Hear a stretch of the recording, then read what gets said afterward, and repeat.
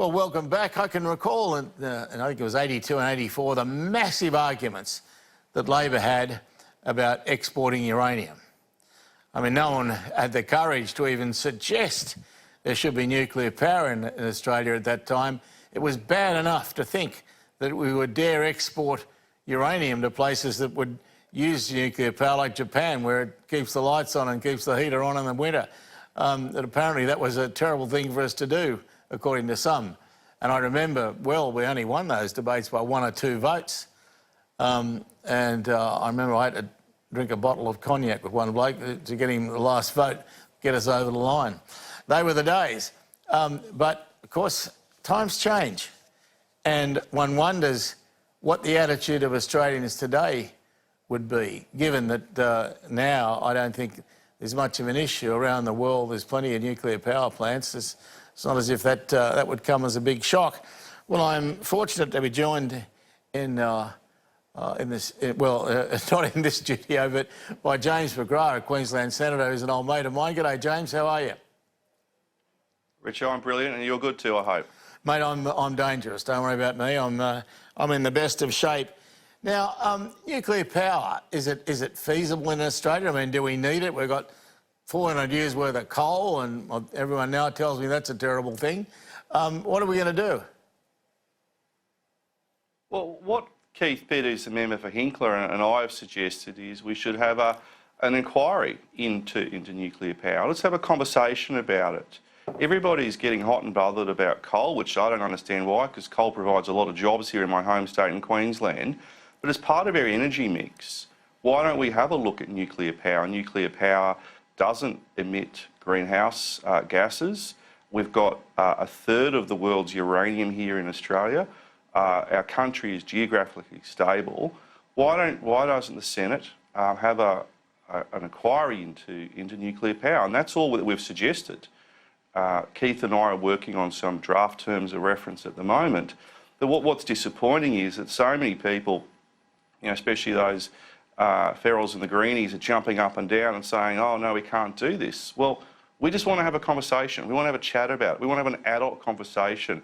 Too often in politics in Australia, when it comes to issues of public policy, it's often who can scream the loudest. And we just want to have a considered, factual-based conversation about can nuclear power be part of the energy mix for Australia? Yeah, I think maybe it's possible now, when it wasn't possible 30-something years ago, because, I never forget the extraordinary debates that we went through in those days. And there was a group called People for Nuclear Disarmament, which doesn't exist anymore, that were big at the time. And there's been massive changes in our society since then. But of course, it was always the case that the women of the world get very worried about nuclear power. Every time I looked at a poll in the old days about it, blokes would support it, but women wouldn't have a bar of it. Yeah, well, I haven't seen polls in relation to support in Australia. But what I know is that, for example, France has 75% of its power comes from nuclear energy. And I just think, well, why can't Australia? With a third of the world's uranium, we've got the stuff here in our backyard. Why can't we have a conversation about whether we can dig it up and turn it into energy?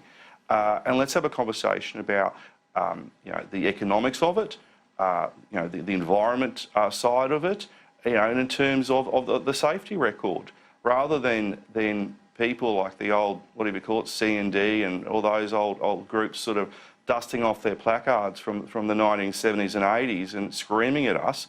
Let's have a factual-based conversation here. And that's why I can't understand why people are opposed to that. It is a viable form of energy, and let's see if it can be something that works here in Australia, or should we continue to rely on coal and other forms of energy? And I'm happy for us to rely on coal because we... Now, God, just interrupt and say, look, I just want to run this grab of Angus Taylor, the Minister, and see what he says about it. The Prime Minister's made many comments on this in the lead up to the election. Right now, it is illegal to build a nuclear power station. And as he has said, when there's a very clear business case that shows the economics of this can work, we're more than willing to consider it. Well, I suppose that's the big question. Is there a business case for this? I mean, around the world, we're not seeing them being built, are we? No, we're not seeing too many being built. But this is why I think here in Australia, when we've got a third of the world's uranium, let's have a discussion. And if the economics don't stack up, well, then, yeah, it probably won't be built. But let's have that conversation first, and let's have a look, and let it be guided by the facts.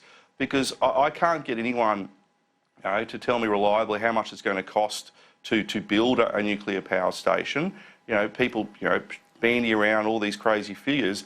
Well, as a senator, I'd like to have an inquiry, and I'd like to participate in that inquiry and ask experts in terms of, is it economical to build nuclear reactors in Australia?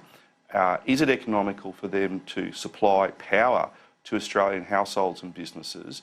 And from an environmental perspective, they don't emit greenhouse gases, but are there other concerns that we should be worried about? And what is interesting, I think, is from what I'm hearing between the lines from Angus Taylor is that we need some more information here. And that's why what Keith Pitt and I are proposing is the vehicle in which to have a serious, sustained inquiry into nuclear power. Yeah, the thing is, I'd love to have an inquiry into whether or not it'll be accepted or not. But the only way you can do that is have a vote in the end, I suppose. But one thing's for sure, it's one of those sort of red-hot issues. No matter, whenever it gets raised, it raises passions instantly. And I doubt if that's changed all that much. I still think there'll be enormous opposition because, the Greens will go troppo at the drop of a hat. And as soon as you mention this, you can just imagine the speeches you get from Hanson Young and the others. I mean, I don't want to imagine them, but I can. I agree with you about the Greens. I think the Greens don't need a hat to be dropped to go troppo. They're in that permanent state already. And they're part of the problem that we're facing in dealing with the energy situation here in Australia, that they've become completely blindsided by this cult of renewable energy. And that sounds great and brilliant, but there is a huge cost to that also that is borne by the taxpayers. What's going to happen when on cloudy days and the wind stops blowing? We can't use coal because Di Natale wants to ban it. So where is the energy going to come from to power the households and businesses and to power Australia? And this is the Greens are taking an hysterical approach to how we deal with energy. And what we want to do is have a serious approach. What was interesting, I'm back in Brisbane now, but I've been bouncing around the state as a senator and everywhere between Blackall and Roma and Charters Towers and Longreach and up to Innisfail and Ingham and back down again. And what people said to me is, yeah, let's have the conversation. Let's talk about nuclear power. Good on you for raising it as an issue. And if the facts don't add up at the end of the inquiry, then we'll make that decision and there will be a vote.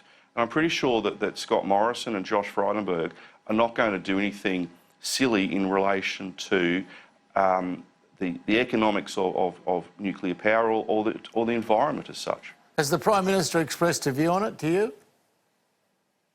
Not to me. He certainly expressed public views, but as a happy backbencher, along with Keith Pitt, we're allowed to express our views, and that's what we're doing. And I will be moving a motion in the Senate on the first Wednesday that we come back. I think it's the 4th of July, in relation to setting up an inquiry into nuclear power.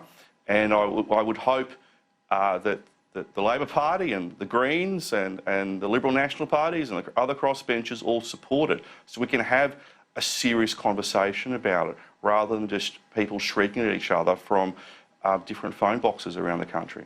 Well, I wish you well, but I have a feeling the shrieking will continue. It's just very hard to stop the shriekers in this country.